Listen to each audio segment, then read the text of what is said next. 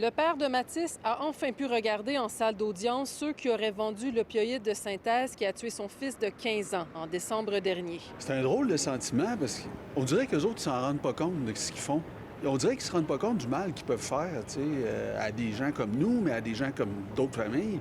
Au total, 4 hommes ont été arrêtés, dont un mineur de 17 ans. La tête présumée de ce vaste réseau criminel qui utilisait des applications comme Instagram et Telegram pour vendre en ligne des opioïdes se nomme Laxan Milvaganam, un Sri Lankais de 24 ans bien connu des policiers. L'ensemble des individus font face à des accusations de trafic de stupéfiants. Pour des possessions dans le but de trafic, surtout pour l'annexe 1, c'est une peine de perpétuité. Donc, c'est dans les crimes les plus graves, en fait, du code criminel. Laxan Milvaganam a été arrêté hier sur la 2e avenue près de Crémazie par le GTI.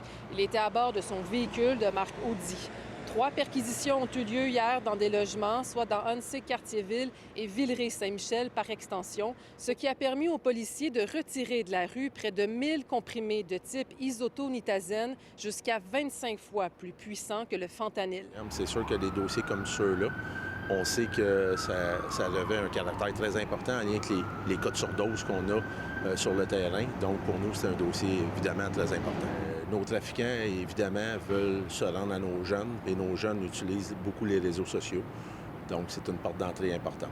On est présent sur le terrain, on est également présent sur les réseaux sociaux. Donc, le message que je transmets à nos criminels, c'est qu'on est là puis on est partout.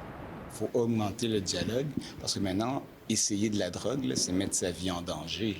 C'est pas comme moi quand j'étais jeune. Puis, si quelqu'un prend un joint, à l'époque, dans les années 60, là, c'était beaucoup moins dangereux pour la vie. Aujourd'hui, essayer une pilule, on ne sait pas ce qu'il y a dedans, c'est mettre sa vie en danger. Il faut être capable de mettre tous les effectifs, les ressources possibles pour combattre ce fléau que sont ces foutus opioïdes pour surtout nos jeunes. Oui, je suis content qu'ils disent qu'il faut en faire plus, qu'ils veulent en faire plus. Ça, c'est un pas dans la bonne direction, mais ça bouge pas vite. Pour le père de Mathis, la mort de son fils doit servir de sérieuse mise en garde aux autres parents. Les parents, comme moi, il faut qu'ils se rendent compte que leur ado, là, ça peut leur arriver. Fait il faut s'informer, il faut en parler, il faut dialoguer avec eux.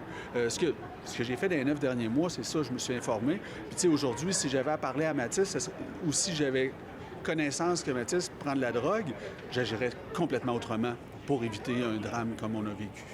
Est-ce qu'il y a beaucoup de ce type de substance-là, de comprimés-là qui circulent présentement à Montréal? En fait, oui, il y en a beaucoup, de plusieurs sortes. Puis comme j'ai tendance à dire, ne pas prendre aucun comprimé autre que celui qui sont prescrits par votre médecin.